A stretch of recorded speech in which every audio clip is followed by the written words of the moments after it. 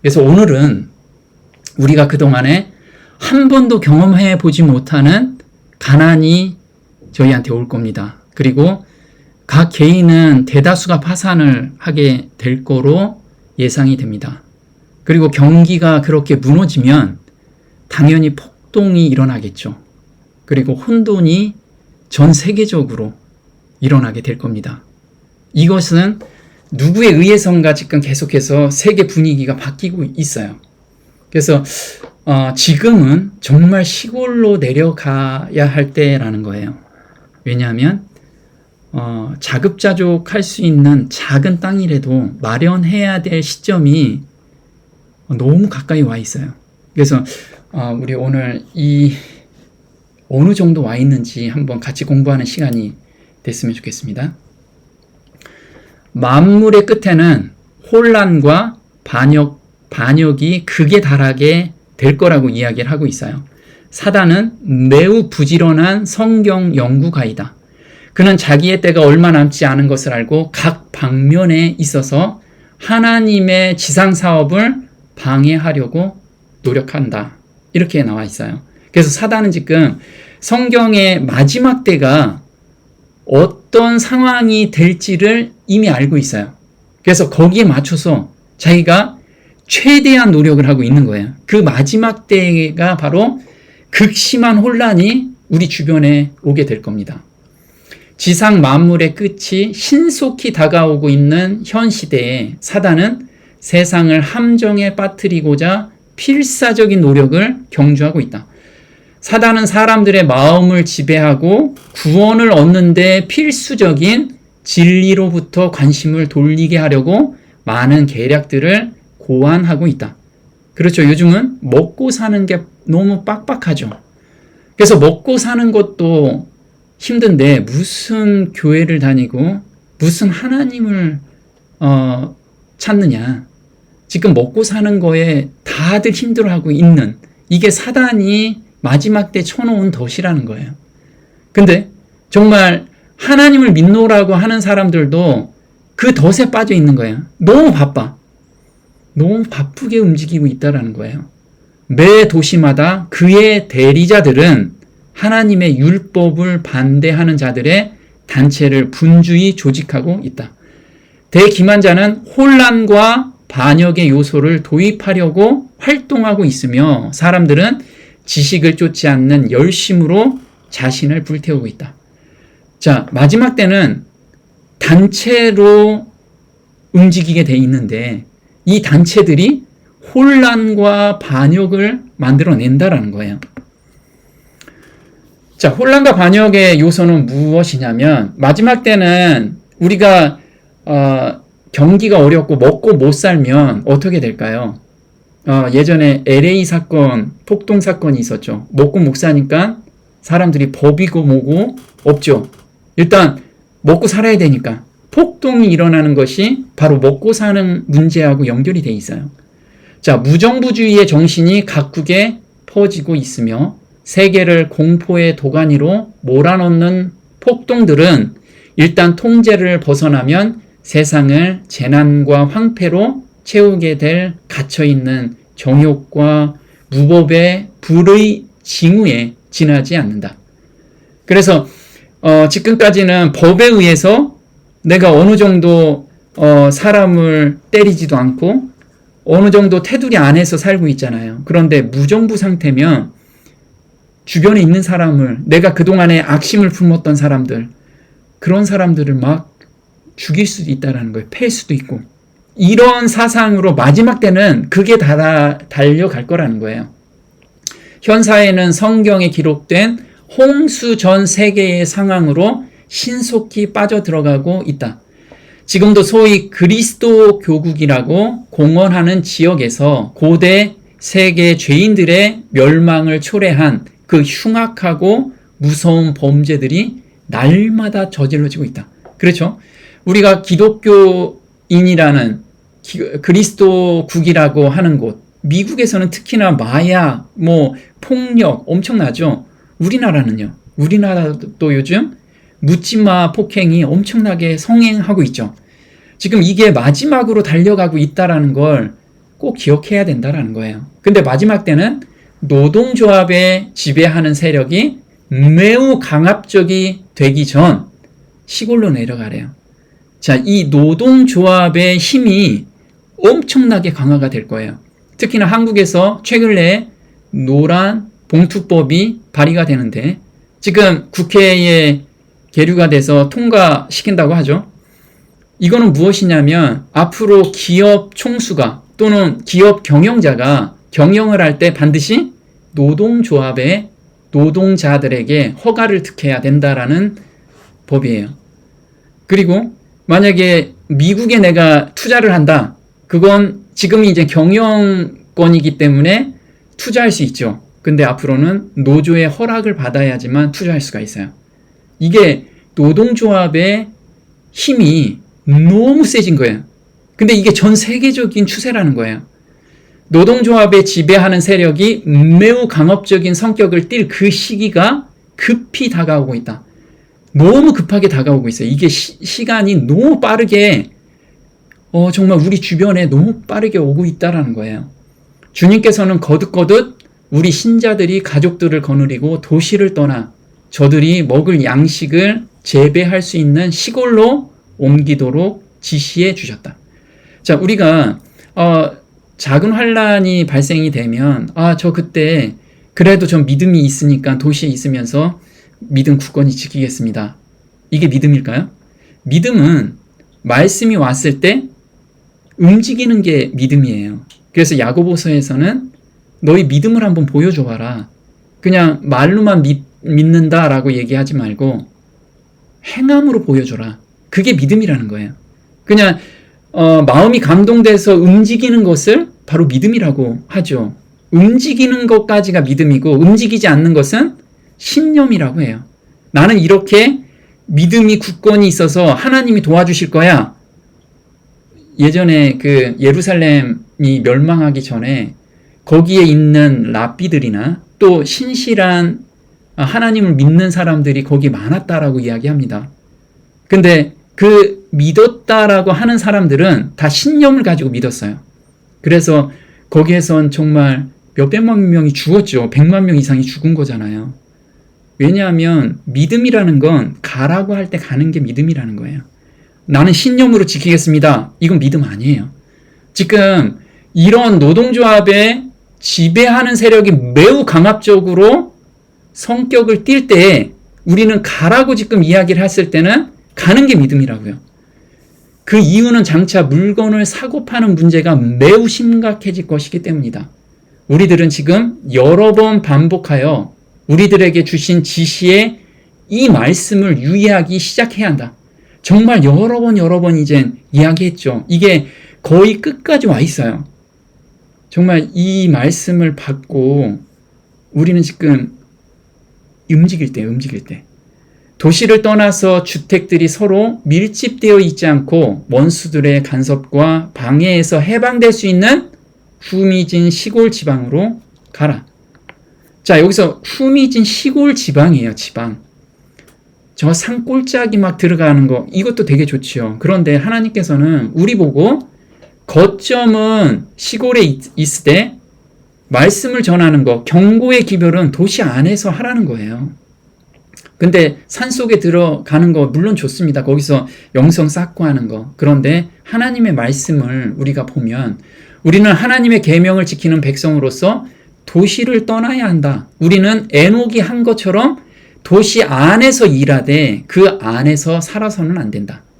예수님께서는 예루살렘에 복음을 전하셨어요. 그런데 감난산, 예루살렘에서 30분 정도 떨어져 있는 감난산에서 베이스 캠프를 치시고 그 다음에 복음을 전하기 위해서 도시로 나오신 거예요. 이렇게 예수님께서 모본을 보여주셨듯이 우리도 그와 따르라는 거예요. 전초 기지에서 도시에 들어가 일하는 형식을 취해야 한다. 도시들을 경고해야 할 것이 아닌가. 그렇다. 도시 안에서 살고 있는 하나님의 백성들로 말미암아 경고될 것이 아니라 도시 안에 있는 사람들을 찾아가서 그들에게 이 세상에 임할 일에 대하여 경고해야 하는 것이다. 그래서 시골에 거점을 두고 도시에 나와서 경고의 기별을 전하는 그런 환경을 만들라는 거예요. 자, 노동조합들은 이 지상의 창세 이래로 없었던 환란의 때를 몰고 올 매개물 중에 하나이다. 그래서 노동조합이 지금 뭉치고 힘있게 무엇인가를 하고 있을 그 시점에 바로 환란의 때가 바로 근접해 있다라는 거예요. 자, 이 세상에는 굉장히 거대한 독점 사업체들이 형성될 것이다. 그들은 서로 자신들을 원수들 우리에 거두어 놓을 조합 단위로 결속할 것이다. 소수의 사람들이 특정의 사업 계통을 통해서 벌 수 있는 모든 재물을 긁어 모으기 위하여 연합할 것이다. 자, 여기서 보면요, 노동조합은 하나의 행동대장들이에요. 그 주변에서, 그 뒤에서 이걸 조정하는 무리, 요게 거대한 독점 사업체들, 그리고 이 사업체가 모든 재물을 긁어 모을 때, 이때가 마지막 때라는 거예요. 우리 이 시점을 우리가 오늘 알아내야 돼요. 제가 이걸 연구하면서 너무 가까이 왔다라는 게 바로 이 시점을 제가 조금 연구하면서 이게 생각이 들었거든요. 자, 모든 재물을 긁어 모으는 시점이에요. 이때가 언제냐면 대공황이 되면 부가 한 곳에 몰리게 돼 있어요. 이게 1929년, 30년 미국에서 전 세계적인 대공황이 있었습니다. 그때 돈 번 무리가 일부 사람들이었어요. 그 사람들이 누구였냐면 우리가 흔히들 이야기하는 프리메이슨이라고 하죠. 이 프리메이슨들은 처음에 뭐라고 출발했냐면 프리메이슨이란 오늘날의 노동조합과 비슷한 중세 석공들의 조직인 길드를 모체로 생겨난 단체다. 그래서 프리메이슨은 노동조합이었어요. 노동조합 형태로 모여서 지금까지 전 세계에 마지막 때까지 활동할 무리죠. 근데 프리메이슨들이 우리 대공황 때 돈을 가장 많이 번 무리들이에요. 정보를 본인들끼리 나눠 가졌기 때문에. 그런데 지금 대공황이 아주 가까이에 있는 게 지금 대공황입니다. 1929년도에 있는 대공황은 게임이 안 될 정도로 엄청난 대공황이 우리 앞에 와 있어요.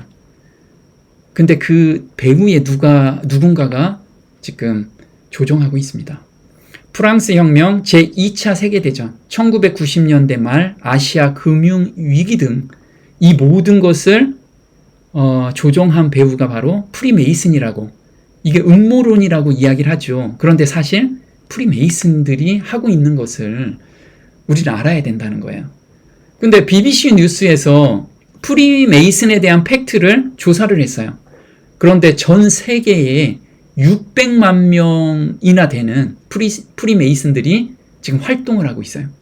근데 이 프리메이슨들이 정계, 재계, 언론, 교육을 완전히 장악하고 있어요. 이 단체가 지금 세계를 마지막으로 몰고 간다는 거예요. 왜냐하면 자기들이 지배하는 신세계 질서를 만들려는 그 작업이 지금 마무리 단계까지 와 있는 거예요.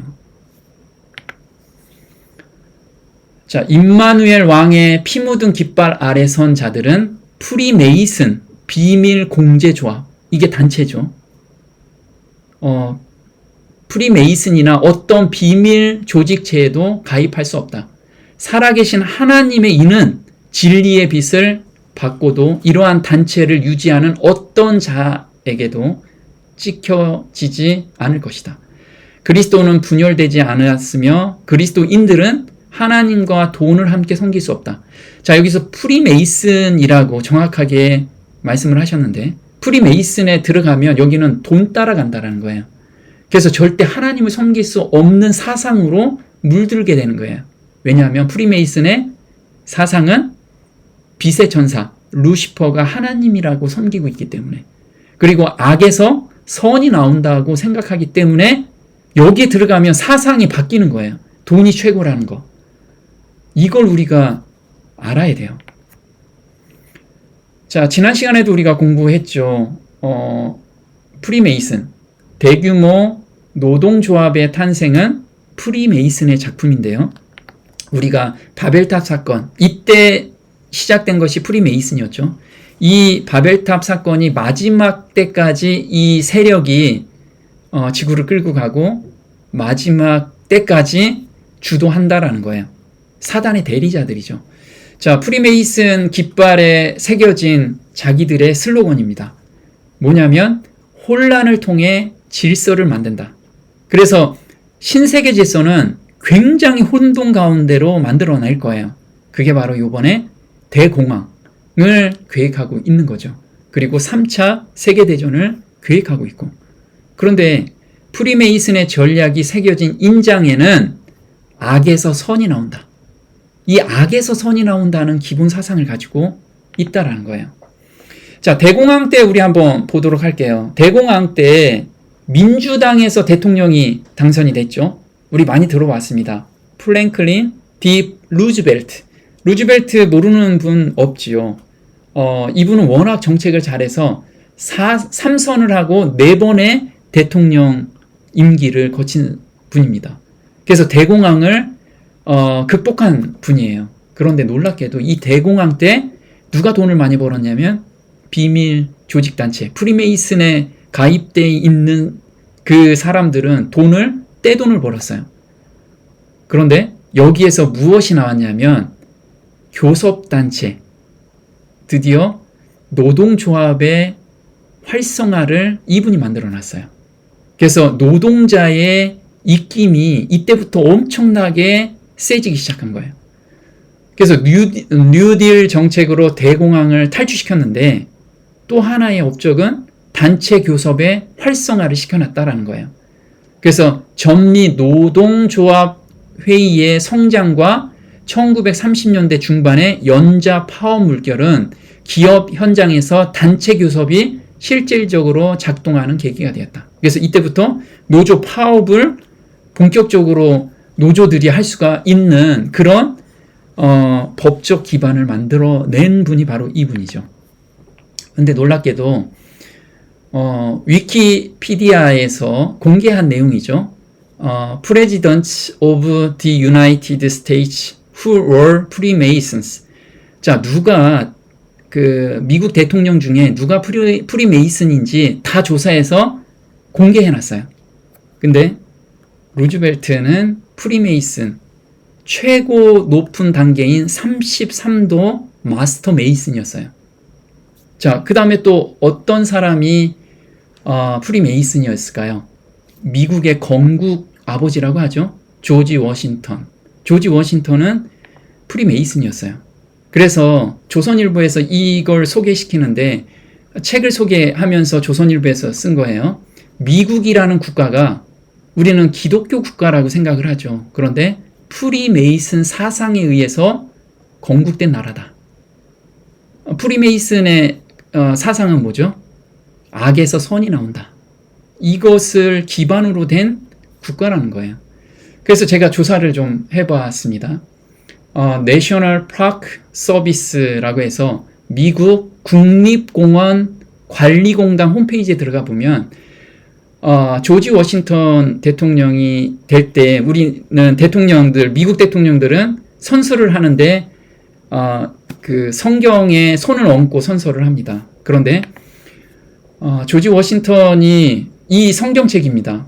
이 성경책이 프리메이슨 성경책이에요. 우리가 가지고 있는 성경책하고 다른 성경책, 루시퍼가 하나님이라는 성경책 위에다가 손을 얹고 선서를 했어요. 이게 그대로 홈페이지에 오픈이 되어 있습니다. 자, 성경은 워런 G 하딩, 드와이트 D 아이젠하워, 우리 아이젠하워 많이 들어봤죠? 지미 카터, 조지 부시 대통령, 이런 대통령들은 우리가 알고 있는 성경책 위에다 손을 얹어놓고 선서를 하지 않았어요. 다 프리메이슨 성경책을 놓고 선서를 했습니다.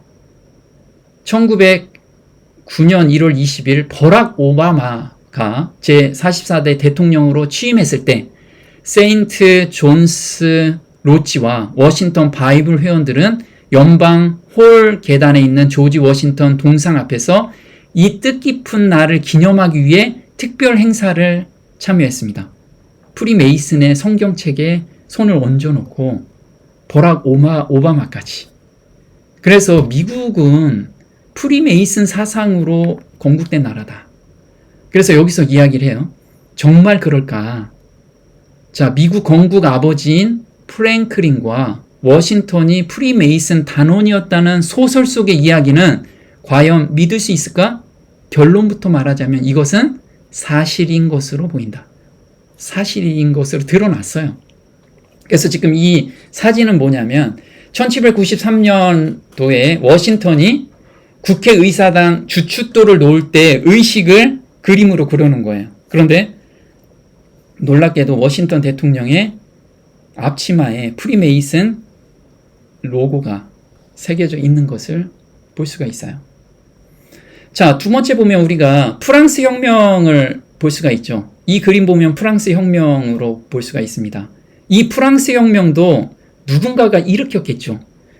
예, 그 배우가 바로 지금 조사가 나와진 것이 프리메이슨의 이 역할이었다라는 거예요. 그런데 이때는 경기가 너무 어려웠어요. 경기 침체가 엄청나게 어려운 가운데 민중이 봉기한 사건이에요. 이때는 법도 없어졌고 이 무질서가 생겨났고 그 다음에 음란이 극에 달았던 거죠.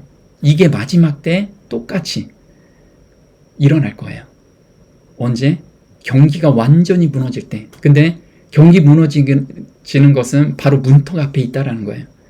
자, 1780년대의 경제적 위기와 1788년 흉작이 겹쳐서 이 서민들의 빈곤이 극에 달했어요. 그런데 이 국가 부채를 메우기 위해서 세금을 엄청나게 걷게 된 거예요. 그래서 먹고는 못 사는데 세금을 많이 걷으니까 이제 봉기하게 됩니다. 그래서 한겨레에서는 이렇게 이야기를 합니다. 1789년 프랑스 대혁명의 한 원인은 세금이었다. 봉건 시대 프랑스의 위정자들이라는 건 정치인들이죠. 정부가 독점하여 판매하는 소금을 강제적으로 구매하게 했어요. 그래서 이 소금을 일주일에 한 번씩 구매하게 한 거고 거기서 세금을 매겼는데 귀족이나 특권층은 세금을 면제받았어요. 근데 이 세금의 원가가 20배나 넘게 매기게 된 거예요. 그래서 사람들은 못 살겠다. 그래서 대공황 직후인 1932년도에도 미국 정부는 소득세의 최고 한계세율을 25%에서 63%로 인상을 했어요. 자, 이 그림은 성직자가 있고 그 다음에 귀족이 있습니다. 그 밑에 농부들이 있어요. 농부들이 그 뚱뚱한 저 사람들을 이국하는 거예요. 이 풍자한 그 프랑스 혁명 때 이 혁명 전에 이 풍자한 그림이거든요. 자, 2%의 성직자와 귀족들이 부를 독점했어요. 그래서 프랑스 혁명은 2%의 사람들이 98%의 부를 거의 차지하고 있는 거예요. 그래서 보면 이때 우리가 바티칸의 피우스 6세가 지금 물러나게 되죠. 그런데 이 피우스 6세는 그때 교황이었어요. 근데 프랑스 혁명이 누구에 의해서 만들어졌는지를 알았어요. 이때가 프랑스 혁명은 예수회가 주축이 돼서 이 혁명을 일으켰다는 것을 알기 때문에 프랑스 혁명을 악마의 혁명이라고 맹비난을 했습니다. 그래서 이에 프랑스 혁명군 알렉산더 베르티에 장군은 이탈리아로 쳐들어가서 이제 교황을 끌어내렸죠. 이게 1798년이죠. 지금도 프랑스 혁명 때와 굉장히 비슷한 부의 몰림이 있죠. 지금 상위 1%가 미국 전체 시민의 부의 30%를 가지고 있어요. 프랑스 혁명 때하고 비슷해요, 지금. 또 너무 놀라운 것이 지금 나스닥 주가가 엄청나게 올라가고 개미들은 뭐 좋다고 막 난리죠. 그런데 사실 돈 버는 무리는 따로 있다는 거예요. 미국 부자 10%가 주식 전체의 87%를 소유하고 있어요. 돈은 누가 벌고 있냐면 다 이 소수의 사람들이 돈을 벌고 있어요. 그런데 이 소수의 사람들이 한순간에 주식을 다 내다 팔면 그 피해는 다 개미들한테 다 갈 거예요. 이게 한순간에. 이게 다 이네들이 계획한 내용들을 우리가 너무 모르고 있다는 거죠. 자, 경제가 무너지면 노동자들이 봉기하겠죠. 먹고 못 사니까. 봉기하면 극심한 혼란이 오고 무정부 상태로 변화가 될 거예요. 자, 이게 마지막 때 일어날 사건들이라는 거예요. 근데 놀랍게도 1930년대 우리가 대공황이 있을 때 미국 노동자들의 파업과 반란이 전국에서 일어났어요. 먹고 못 사니까. 근데 놀랍게도요. 우리 2008년도에 미국에서 리먼 브라더스 파산 사건이 있습니다. 이게 금융위기 사태가 발생했죠. 이때 이게 지나고 나서 어디로 가냐면 시민들이 일어나서 월스트리트를 점거하러 가자. 부가 한 곳에 몰려있다. 이때는 사람들이 자제를 하면서 극소수 사람들이 참여를 했죠. 그런데 극소수가 아니고 전국에 전 세계적으로 어느 정도 참여했냐면 우리는 99%다. 이 외침이 뭐냐면 1%의 사람들이 99%의 부를 지금 가지고 있으니까 저 부자들 것을 우리가 뺏어서 공동으로 나누자. 그래서 다 함께 저항하자. 이게 전 세계적으로 붐이 불었어요. 불붙듯이. 이게 82개국 1,500개 도시에서 100만 명이 봉기를 했어요. 자, 우리는 이거 잘 모르죠. 그런데 이 사건이 전 세계적으로, 이때는 미국하고 일부 나라에서 경기가 어렵고 우리가 대처를 했지만 앞으로는 모든 나라들이 먹고 못 살면 어떻게 될까요? 전 세계적으로 이 무정부 상태로 들어가는 건 이미 보여줬다라는 거예요. 그런데 곧 닥칠 경기 붕괴는 계획된 것이라는 거. 정말 계획된 것이에요. 우리가 2020년도에 지금 이 그래프, 코로나 때 4조 달러에서 16조 달러를 발행을 했어요. 이게 어느 정도 규모냐? 그 돈 찍어낸 걸 의미하는 거죠. 이게 80년치 풀릴 돈이 1년 만에 풀어버렸어요. 이거는 정책상 있을 수 없는 일이라는 거예요. 우리 한국도 그랬죠. 정말 돈 많이 찍어냈어요. 이거는 마지막 때를 달려가고 있는 이 세력들이 혼돈을 만들기 위한 계획일 수도 있었다라는 거예요. 이 이후에 경제가 하이퍼 버블이 되고 있죠, 지금. 물가가 엄청나게 올라가고 이 돈 풀린 것이 어디 갈 데 없으니까 어디로 가요? 부동산과 그 다음에 주식으로 가죠. 그래서 지금 주식을 보면요, 천정을 뚫고 있어요. 자, 우리가 대공황 때 주식이 천정을 뚫고 하루 사이 곤두박질 쳤고 그 다음에 2개월 사이에 정말 사람들, 자살하는 사람들이 엄청나게 많이 나올 정도로 주식이 꼬꾸라진 것을 보게 돼요. 지금이 바로 그 정점을 찍고 있는 거예요. 왜냐하면 실물 경기는 다 박살이 나고 있는데 주가만 올라가. 그리고 부동산만 올라가요. 이거는 너무 이상한데도 사람들은 불나방처럼 거기로 가요. 왜냐하면 돈 번다고 생각하니까. 우리 1929년도 30년도에 주식으로 사람들이 몰린 이유가 바로 누면 돈이 벌리니까. 지금 보면요, 미국 경기 침체, 이게 연합뉴스 경제TV에서 미국 경기 침체에 임박했다. 연준은 감내하지 못할 것이다 라고 이야기해요. 어떻게 할 수가 없어요. 지금 다 손들고 있는데, 전문가들은 다 손들고 있는데 개미들은 엄청나게 주식을 투자하고 있는 거예요. 이게 너무 비정상적인데 깨지를 못해. 요즘 뉴스만 봐도 이 시기를 다들 알 수 있어요. 미 경제 70% 최후의 보류도 꺾였다. 충격 지표 줄줄이 쓰나미급 후폭풍 온다. 자, 이거는요, 진짜 모든 사람들이 전문가들은 다 이야기를 하는데 우리만 모르고 있다라는 거예요.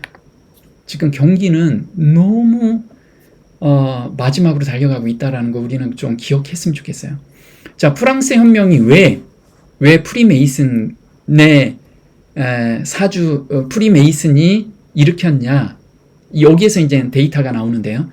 1789년도에 이 까만 점이 있습니다. 까만 지역. 여기는 10만 명당 지부가 4개 이상 되는 프리메이슨 지부. 그리고 지금 체크되어 있는 게 파리입니다. 파리에는 한 1개에서 2개 정도 지부가 있어서 계모 운동을 했어요. 누군가가 선동해야지 데모가 일어나죠. 마찬가지로 이때 그 프랑스에서는 다들 문맹이 너무 많았어요. 농민들이 문맹이야, 문맹. 지금도 우리 마찬가지죠. 우리 먹고 사는데 바쁘지 경기가 어떻고 뭐 그런 거 관심 없죠. 이때도 그랬어요. 그래서 이 농민들한테 우리 이렇게 하면 죽는다. 우리가 봉기하자. 우리 세상을 만들자. 이렇게 조종한 사람들이 프리메이슨이 전 지역에 다 확산시켜서 그걸 계모운동을 한 거예요. 그래서 농민들이 봉기하고 그 다음에 공장에 다니던 사람들이 봉기하기 시작한 거예요. 이게 지금도 우리 안에 들어와 있어요. 그 세력들이 우리가 보면은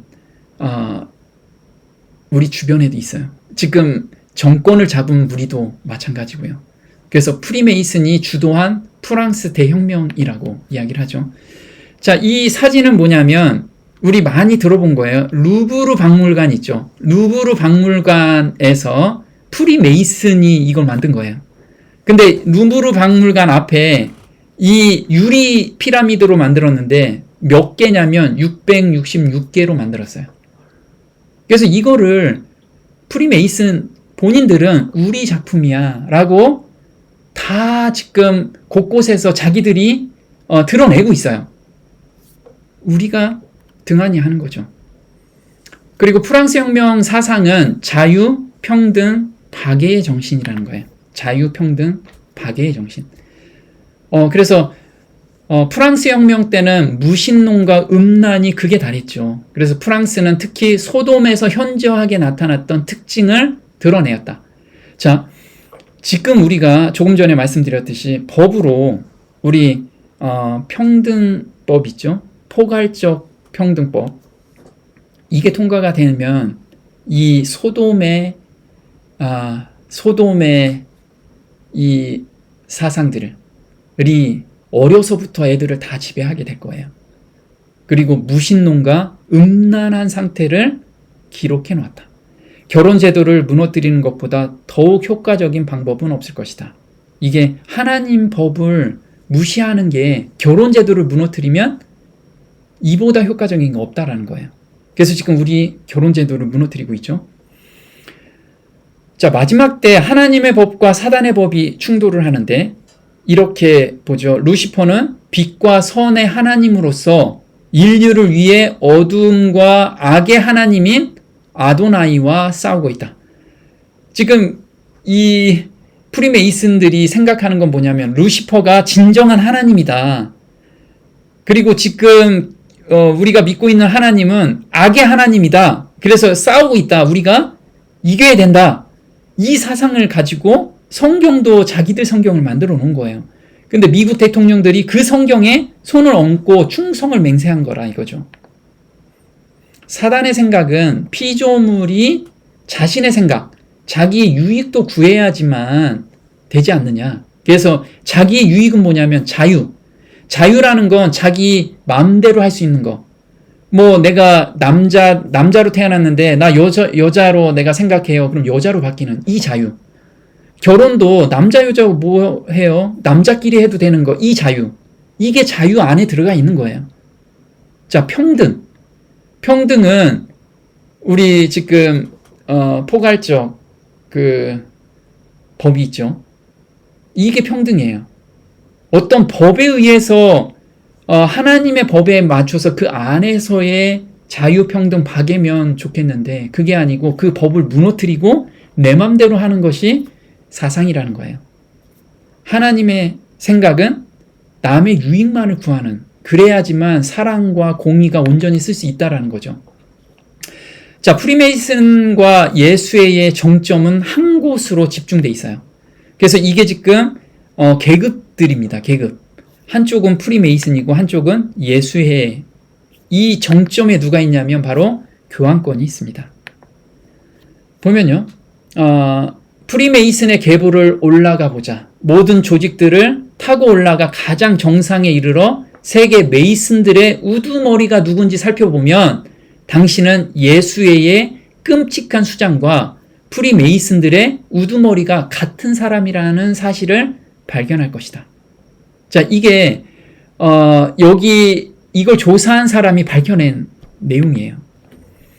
예수의 목적은 무엇인가? 그들은 오직 하나님의 더 큰 영광을 위한다고 말한다. 그러나 모든 사실들을 종합해보면 그들의 목적은 오로지 세계 통치권일 뿐이라. 그들은 교황에게 꼭 필요한 존재가 되었고 교황은 그들에게 꼭 필요한 존재가 되었다. 서로 도움을 주고 도움을 받는 존재가 된 거예요. 그들의 손에서 혁명이 일어난다. 어떤 이름을 갖고 있든지 세상을 지배하는 자들은 그들이다. 자, 예수의 출신 최초의 교황 프란치스코죠. 그래서 보면 예수의 출신 첫 교황 프란치스코 선종했어요. 그런데 놀랍게도 지금 레오 14세가 무엇이라고 하냐면 나는 프란치스코 교황의 소중한 유산을 이어받겠다. 이게 무슨 의미죠? 예수의 사상을 그대로 난 이어받겠다라는 뜻이에요. 자, 돈이 한 곳으로 모일 때 바로 그때가 짐승의 표가 세워질 때고 늦은 비가 내리기 직전이라는 거예요. 우리는 이걸 좀 깨야 된다라는 거죠. 다니엘서 11장 43절에 그가 권세로 애굽의 금, 은과 모든 보물을 잡을 것이요 리비아 사람과 구스 사람이 그의 시종이 되리라. 자, 이때 금, 은과 모든 보물을 이내가 잡을 때 그때 동북으로부터 소문이 이른다고 하죠. 이때가 늦은 비가 내릴 때라는 거예요. 우리는 지금 이 문턱에 와 있어요. 자, 계시록 18장 3절에 그 음행의 진노의 포도주를 인하여 만국이 무너졌는데 땅의 상고들도 그 사치의 세력을 인하여 치부하였도다 하더라. 자, 땅의 상고들, 그 소수의 사람들, 거기에 충성을 맹세한 무리들, 치부하다라는 건 부를 모았다라는 뜻이죠. 그러나 그러한 부가 일시에 망하였도다. 이제 하나님 예수님께서 재림하고 일시에 망하게 되는 거죠. 그래서 지금 우리한테는 너무 위급한 상황에 와 있어요. 우리는 깨야 될 때가 훨씬 지났다라는 거예요. 그리고 말씀에 맞춰서 우리가 가라면 가야 되는 그런 시점에 와 있다라는 거 우리 기억하면서 우리는 예수님께서 원하시는 게 있습니다. 자, 우리한테는 계명을 철저히 지켜라 라고 예수님께서 말씀하신 게 아니고 회개하라 천국이 가까웠느니라. 천국이 가까워 있는 것을 보면 회개하라고 말씀을 하십니다. 우리는 회개해야 된다라는 거예요. 회개한다라는 건 나의 생각, 나의 고집 이거 다 내려놓고 이제 하나님께로 가라는 뜻이에요. 나의 지금 먹고 사는 거 굉장히 중요하죠. 그런데 그것도 중요하지만 더 중요한 게 영생을 위한 삶을 살라라는 거예요. 우리한테는 매 순간 그런 삶으로 들어가는 저와 여러분이 됐으면 좋겠습니다. 오늘 여기까지 하겠습니다.